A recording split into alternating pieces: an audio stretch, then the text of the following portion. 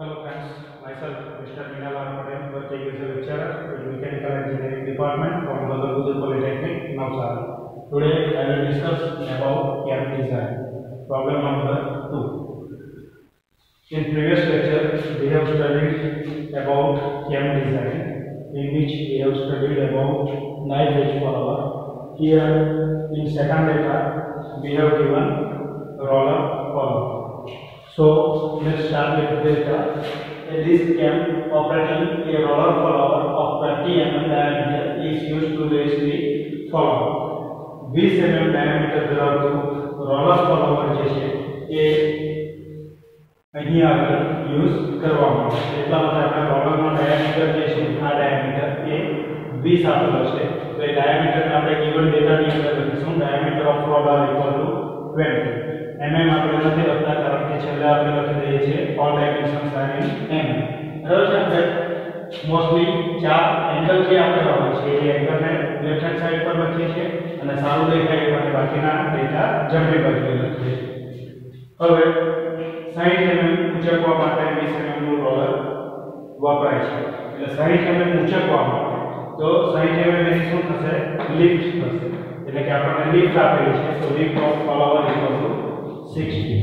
એના પછી with simple harmonic motion during 120 degree rotation. 120 degree દરમિયાન આપણો કેમ ફરશે 120 નો એંગલ એટલે કે θ1 એંગલ સુધી એ ઉચકાશે. તો એ 120 ડિગ્રી આપણો એંગલ કયો થશે એંગલ ઓફ રાઇઝ. એટલા દરમિયાન કેમ દ્વારા ફોલોવર ઉપરની તરફ ઉચકાય છે અને એ કેટલો ઉચકાય છે તો લિફ્ટ જેટલો ઉચકાય છે. એના પછી the roller follower remains well for 30 degree rotation of cam. બીજો એંગલ આપેલો છે કેટલા પીરિયડ દરમિયાન એ ડ્વેલ રહી છે અથવા રેસ્ટ રહી છે. એટલે એંગલ ઓફ રેસ્ટ આપણો થશે 30 degree. એના પછી then it is lowered with equal and uniform acceleration and retardation during 90 degree rotation of cam. તો 90 degree rotation દરમિયાન એ નીચે આવે છે એટલે એંગલ ઓફ ફોલ θ3 આપણો થશે 90 degree. અને એના માટેનું મોશન આપેલું છે આપણને યુનિફોર્મ એક્સેલરેશન અને રિટાર્ડેશન. બરાબર છે. પહેલું સિમ્પલ હાર્મોનિક મોશન થી ઉપર જતો હતો પછી યુનિફોર્મ એક્સેલરેશન અને રિટાર્ડેશન થી નીચે આવશે આપેલું છે. during 90 degree rotation of cam એટલે 90 degree the follower remains stable for the rest of the period. બાકીના પીરિયડ દરમિયાન ફોલોવર સ્ટેડી રહેશે. એટલે એંગલ ઓફ રેસ્ટ θ4 કેટલો થશે આપણો તો 360 માંથી આ 3 નો સમેશન અથવા સરવાળો આપણે માઈનસ કરી નાખીશું એટલે આપણો આન્સર આવશે 130. એના પછી લિસ્ટ રેડિયસ ઓફ કેમ આપેલી છે આપણને એટલે અહીંયા આગળ આપણે લખી દઈએ લિસ્ટ રેડિયસ ઓફ કેમ ઇઝ 30 એટલે અહીંયા ડેટામાં લખી દો લિસ્ટ રેડિયસ એટલે લિસ્ટ એટલે ઓછામાં ઓછું લિસ્ટ રેડિયસ ઓફ કેમ equal to 30. So, પછી ડેટામાં કઈ આપેલું છે જોયું the axis of follower passes through the cam axis. એટલે ફોલોવર ની જે એક્સિસ છે આ એક્સિસ એ આ કેમની એક્સિસ માંથી પાસ થાય છે. એટલે અહીંયાથી પાસ થાય છે ઓફસેટ આપેલો નથી. ઓકે. પછી and cam rotates in clockwise direction અને કેમ જે છે તે clockwise direction માં ફરે છે એટલે આપણે લખી દઈએ છીએ direction of cam rotation clockwise with uniform speed of 100 rpm. જેનું કેલ્ક્યુલેશન આપણે કરવાનું નથી એટલે આ ડેટા આપણે ત્યાં આગળ બતાવતા નથી. draw the cam profile. હવે આટલા ડેટા ઉપરથી આપણે ટાઈમ ડિસ્પ્લેસમેન્ટ ડાયાગ્રામ અને cam profile ડ્રો કરવાનો છે. તો સૌથી પહેલા આપણે શું લઈશું એક પોઈન્ટ લઈશું અહીંયાથી x લાઈન ડ્રો કરીશું લાંબી. અહીંયાથી વર્ટિકલ y લાઈન ડ્રો કરીશું. આ બંને એકબીજાને પરપેન્ડિક્યુલર લાઈન હશે. સ્કેલ આપણે લઈ લઈશું જે રીતે ફર્સ્ટ એક્ઝામ્પલમાં લીધો હતો આપણે y એક્સિસ પર ફૂલ સ્કેલ એટલે 60 હોય તો 60 mm જેટલું માપ લઈશું અને x એક્સિસ પર 1 cm ઇક્વલ ટુ 20 ડિગ્રી અથવા 10 mm ઇક્વલ ટુ 20 ડિગ્રી. બરાબર 20 ડિગ્રી હોય તો આપણે એનું વર્ગ કેટલા કે 10 mm લઈએ. બરાબર છે. 360 ડિગ્રી હોય તો આપણે કેટલા લઈશું 180. બરાબર 180 mm 18 cm એટલે અહીંયાથી 18 cm જેટલું માપ લઈશું 180 mm જેટલું એટલે 360 કહેવાશે. બરાબર. તો એ જ રીતે આપણે ચાર એંગલ અહીંયા આગળ માર્કિંગ કરી દઈએ. પહેલો એંગલ આપણો છે 120 ડિગ્રી, એટલે આપણે માપ કેટલું લઈશું 60 mm. બરાબર છે? એના 6 સરખા ભાગ કરી નાખીશું. એટલે આટલા ભાગના 6 સરખા ભાગ કરી નાખીશું. 0 1 2 3 4 5 6 નામ આપીશું. પછી બીજો છે એંગલ ઓફ રેસ્ટ 30, એટલે અહીંયાથી 30 જેટલું ડિસ્ટન્સ, એટલે કેટલું લેવાનું છે આપણે એનું અડધું કરી 15 mm જેટલું માપ લઈશ અને આ લાઈન ડ્રો કરી દઈશ. એટલા પીરિયડમાં કોઈ પણ ઉપર જતો નથી કેમ કે નીચે આવતો નથી, એટલે એ સ્ટ્રેટ લાઈન આવશે. એના પછી એંગલ ઓફ ફોર્મ, તો એ કેટલા દરમિયાન છે 90 ડિગ્રી દરમિયાન, એટલે અહીંયાથી 90, એટલે આપણે કેટલા લેવું પડશે એનું અડધું કરીને 45 mm જેટલું માપ લઈશું અને એના 6 સરખા ભાગ કરીશું. અને અહીંયા આગળ આપણે નંબર ઉલટા આપીશું. અહીંયા આગળ 0 1 2 3 4 5 6, તો અહીંયા આગળ 6 dash 5 dash 4 dash 3 dash 2 dash 1 dash અને 0 ડેશ, એ રીતે નંબરિંગ આપીશું. જો આ 45 ના સરખા ભાગ થાય એમ નહીં હોય તો આ પ્રોસિજર બીજી ફોલો કરવાની.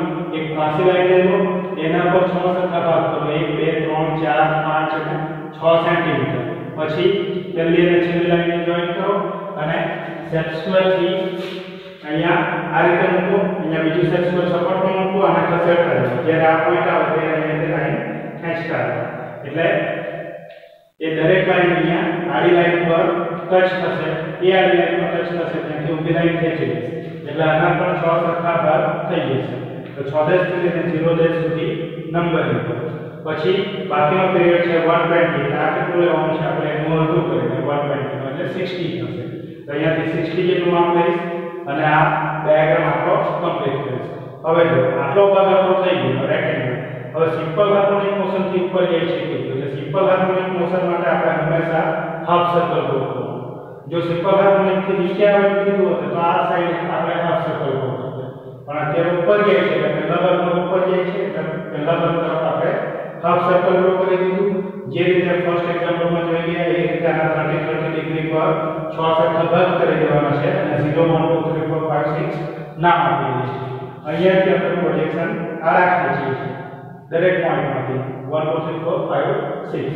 આ 1 ની આડી લાઈન ઊભી લાઈન, 2 ની આડી લાઈન ઊભી લાઈન એટલે અહીંયા, 3 ની આડી લાઈન એટલે ઊભી લાઈન એટલે અહીંયા, 4 ની આડી એટલે ઊભી લાઈન અહીંયા ઇન્ટરસેક્ટ થાય છે, 5 અને 5 અહીંયા, 6 અને 6, એટલે આ જે બધા પોઈન્ટ મળે છે એને કોથી હું જોઈન્ટ કરી દઈશ. એટલે આ થયું આપણું simple harmonic motion. Simple harmonic motion થી ઉપર જાય છે. બાકીના પીરિયડ દરમિયાન સ્ટેડી રહે છે એટલે સીધી લાઈન આવશે. તો અહીંયાથી આ સીધી લાઈન થી જોઈન્ટ કરી દો. હવે આટલા પોર્શનમાં આપણે 6 ભાગ કરેલા છે સીધા, બરાબર, પણ આપણને કીધું છે કે યુનિફોર્મ એક્સેલરેશન અને રિટાર્ડેશન થી નીચે આવે છે. જો યુનિફોર્મ વેલોસિટી થી નીચે આવે છે એમ કીધું હતું તો સીધું આ જોઈન્ટ કરી દે અને અહીંયાથી આમ જોઈન્ટ કરી દે, એટલે આપણો પ્રોબ્લેમ કમ્પ્લીટ થઈ ગયો ટાઈમ ડિસ્પ્લેસમેન્ટ ડાયાગ્રામ. પણ અહીંયા શું કીધું છે યુનિફોર્મ એક્સેલરેશન અને રિટાર્ડેશન, એટલે એની અંદર શું કરવાનું તો આ જે છે એની સેન્ટર લાઈન જે છે એના પર પણ 6 સરખા ભાગ કરવાના છે. તો એના પર 6 સરખા ભાગ કરીશું. તો આ બિંદુ કેટલી આપણી છે 60, એટલે આ 60 ની લાઈન છે. એના પર 1 2 3 4 5 અને 6 સેન્ટીમીટર, બરાબર છે. એટલે કે 10 mm ના ભાગ કરી નાખીશું. અહીંયા નંબર આપી દઈશ, આ બાજુ ડેશમાં છે એટલે અહીંયા પણ હું ડેશમાં લખીશ. 1 ડેશ 2 ડેશ, આ થશે 3 ડેશ, આ થશે 4 ડેશ, આ થશે 5 ડેશ અને આ થશે 6 dash. 1 dash 2 dash 3 dash 4 dash 5 dash અને 6 ડેશ. પછી સીધી લાઈન ખેંચી લઈશ. ફર્સ્ટ પોઈન્ટ અને લાસ્ટ પોઈન્ટને જોઈન્ટ કરતી એ ત્રાસી લાઈન આવશે. જો યુનિફોર્મ વેલોસિટી કીધું હોય તો ફક્ત એ લાઈન જ આવશે, બીજું કંઈ કરવાની જરૂર નથી, બરાબર. પછી હવે શું કરવાનું છે યુનિફોર્મ એક્સેલરેશન અને રિટાર્ડેશન માટે, એટલે અહીંયાથી સ્ટાર્ટ કરીશું. એટલે સ્ટાર્ટિંગમાંથી આ બે પોઈન્ટને જોઈન્ટ કરો 5 અને 4 ડેશ, બરાબર, અને એન્ડિંગમાંથી બેને જોઈન્ટ કરો એટલે અહીંયાથી 2 ડેશ અને 1 ડેશ, બરાબર. વચ્ચેની લાઈન પર જે આપણે ભાગ કરેલા છે તેના પર તમારે જોઈન્ટ કરવાનું છે ત્રાસી લાઈન, ઉપરથી 2 અને નીચેથી 2 ત્રાસી લાઈન, બરાબર. પછી આ 6 ડેશ અને 6 ડેશ ની લાઈન એટલે અહીંયા ટચ થાય છે. પછી 5 ડેશ ની ઊભી લાઈન અને 5 ડેશ ની આ ત્રાસી લાઈન એટલે અહીંયા ઇન્ટરસેક્ટ થશે. પછી 4 ડેશ અને 4 ડેશ માંથી પાસ થતી લાઈન અહીંયાથી આ 4 ડેશ એટલે અહીંયા આગળ આવશે.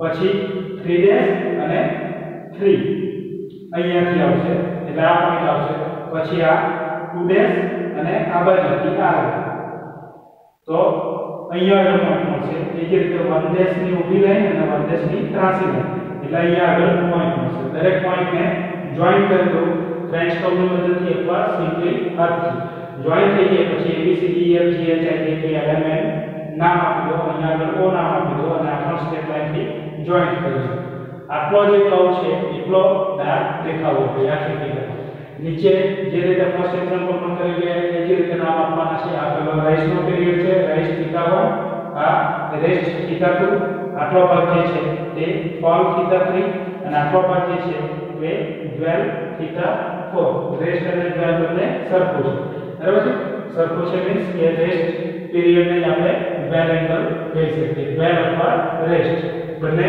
ચાલે ફર્સ્ટ માં લખી દઉં પેલો ડાયાગ્રામ છે એટલે ફર્સ્ટ કરીને લખું ટાઈમ ડિસ્પ્લેસમેન્ટ ડાયાગ્રામ હવે આના પરથી કેમ પ્રોફાઇલ તૈયાર કરવાની છે તો એના માટે સૌપ્રથમ જે રીતે આપણે ડ્રો કરતા હતા એ રીતે આ રીતે આડી અને ઊભી સેન્ટર લાઈન ડ્રો કરી દઈશું બરાબર છે એ થઈ જાય પછી બેઝ સર્કલ એટલે બેઝ સર્કલ આપણને કેટલું આપેલું છે તો લિસ્ટ રેડિયસ આપેલું છે રેડિયસ આપણને આપેલું છે 30 એટલે ડાયામીટર 60 થશે તો 30 ની હું રેડિયસ લઈશ પરિકલ્પના અને 30 જેટલી રેડિયસ રાખીને એક સર્કલ ડ્રો કરી દઈશ એટલે આ નાના ડાયામીટર ધરાવતું સર્કલ આવી જશે એટલે એને કહેવાશે બેઝ સર્કલ બરાબર પછી એના પર રોલર ફોલોવર છે એટલે આ જે એક્સિસ છે અહીંયા આગળ એક હું રોલર બતાવી દઈશ એ રોલરની પણ રેડિયસ આપણને આપેલી છે અત્યારે ડાયામીટર આપેલું છે ડાયામીટર ઓફ રોલર 20 છે એટલે 10 જેટલી રેડિયસ લઈશ એની અડધી 10 જેટલી રેડિયસ લઈશ અને આ રીતે રોલર ડ્રો કરીશ એટલે ડાયામીટર આપણને 20 આવી જશે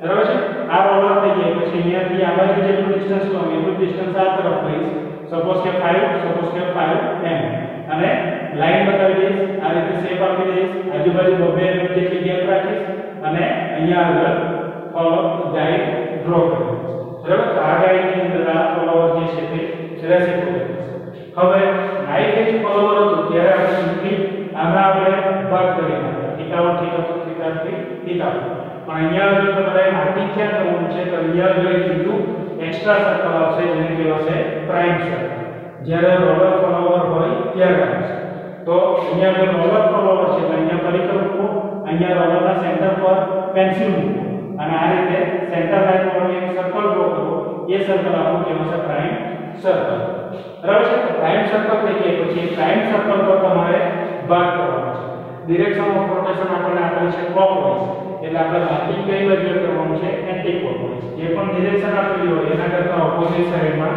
માર્કિંગ કરવાનું છે તો પહેલો એંગલ આપણને આપેલો છે 120 ડિગ્રી એટલે અહીંયા આગળ ક્લોકવાઇઝ મૂકીશ આ રીતે અને અહીંયાથી આ 120 ડિગ્રી એના 6 સરખા ભાગ કરવાના છે એટલે 20 ડિગ્રીના 6 સરખા ભાગ કરીશ 20 40 60 80 100 120 અને એમાંથી પાસ કરતી લાઈન થઈ બરાબર પછી બીજો પીરિયડ છે આપણો 30 એટલે આજે 60 ની લાઈન આવી જાય એના પર સેક્શનને આ પોઝિશનમાં મૂકી દઈશ એટલે કોણ અહીંયાથી 10 20 અને 30 પર લાઈન થઈ જશે એટલે આખો પીરિયડ જે છે આ તે આપણો રેસ્ટ પીરિયડ છે પછી θ3 છે 90 એટલે હવે આ જે લાઈન આપણો થઈ ગયો તો આના પર આ રીતે મૂકીશ કોણમાં પર અને અહીંયાથી 90 ડિગ્રી લઈશ આ રીતે લાઈન ખેંચી લઈશ એના પર કેટલા ભાગ કરવાના છે 6 બરાબર રહીશ અને કોલમાં આપણે 6 ભાગ કરીએ છીએ એટલે આ પીરિયડ આપણો કોલનો હશે તો એ 90 ડિગ્રી છે તો એના પણ આપણે 6 ભાગ કરીશું એટલે 15 ડિગ્રી પર બધી લાઈન આવશે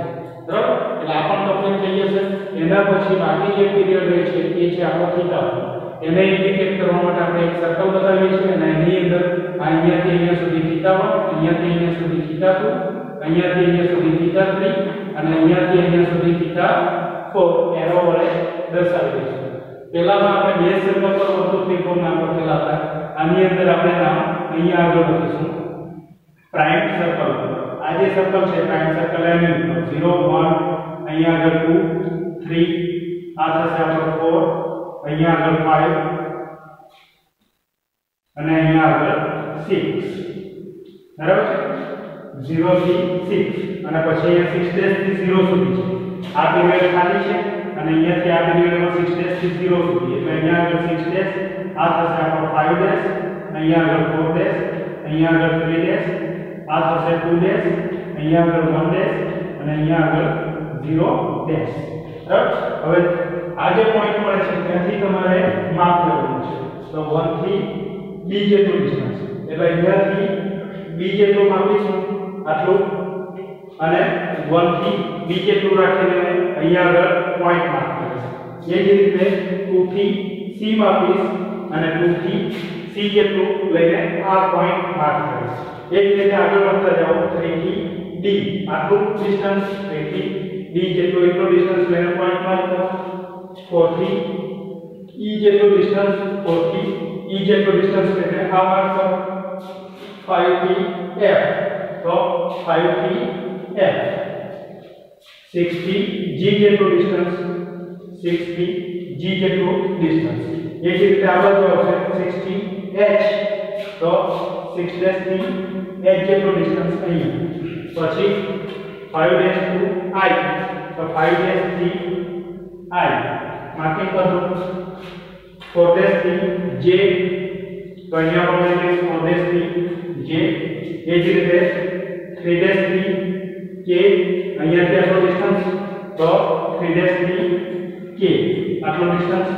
અહીંયા આગળ 2 ડેશ થી l આવશે, તો 2 ડેશ થી l જેટલો ડિસ્ટન્સ. પછી 1 ડેશ થી m, તો અહીંયા આગળ લઈ 1 ડેશ થી m, અને છેલ્લો પોઈન્ટ આપણો n અહીંયા છે, એ પોઈન્ટ આપણો ક્યાં છે? અહીંયા છે 0 ડેશ પર. બરાબર છે. છેલ્લું પ્રાઇમ સર્કલ પર જ આવી જશે પોઈન્ટ. પછી જેટલા પણ પોઈન્ટ આપણને મળે છે ત્યાં આગળ તમારે અહીંયા ફક્ત રોલર બતાવવાનું છે. બરાબર. હાઈફેજ ફોરવર્ડમાં આપણે ડાયરેક્ટ કર્વ જોઈન્ટ કરી દેતા હતા. અહીંયા આપણે એમાંથી કર્વ જોઈન્ટ નથી કરવાનું, પણ અહીંયા આગળ આપણે શું બતાવવાનું છે? આ જે દરેક પોઈન્ટ છે ત્યાં આગળ રોલર બતાવવાનું છે. અને રોલરની રેડિયસ આપણને આપેલી છે 10, કારણ કે ડાયામીટર આપણો છે 20, એટલે એનું અડધું 10. અહીંયા આગળ 10 જેટલી રેડિયસ લઈને આપણે સર્કલ ડ્રો કરેલું હતું 10 સેકન્ડ, એટલે 10 સેકન્ડ જેટલું માપ રાખીને આપણે દરેક જગ્યાએ સર્કલ ડ્રો કરીશું. આ રીતે દરેક જગ્યાએ સર્કલ ડ્રો કરીશું. જેટલા પણ પોઈન્ટ મળેલા છે એ બધી જગ્યાએ સર્કલ ડ્રો કરીશ. અહીંયા સેન્ટર રાખીને બધી જગ્યાએ સર્કલ ડ્રો કરી દઈશ. અને છેલ્લું સર્કલ ડ્રો કરવું એ એક્ઝેક્ટલી અહીંયા બેઝ સર્કલને ટચ થવું જોઈએ.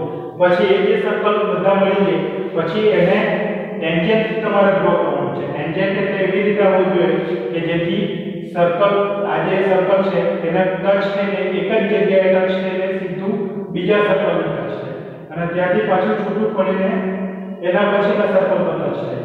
ત્યાંથી લંબાશે, અહીંયા સર્કલને ટચ થઈને નીકળી જશે, પછી બીજા સર્કલને ટચ થશે. એ જ રીતે આગળ વધતા જાઓ અને છેલ્લે અહીંયા આગળ કમ્પ્લીટ થવું જોઈએ.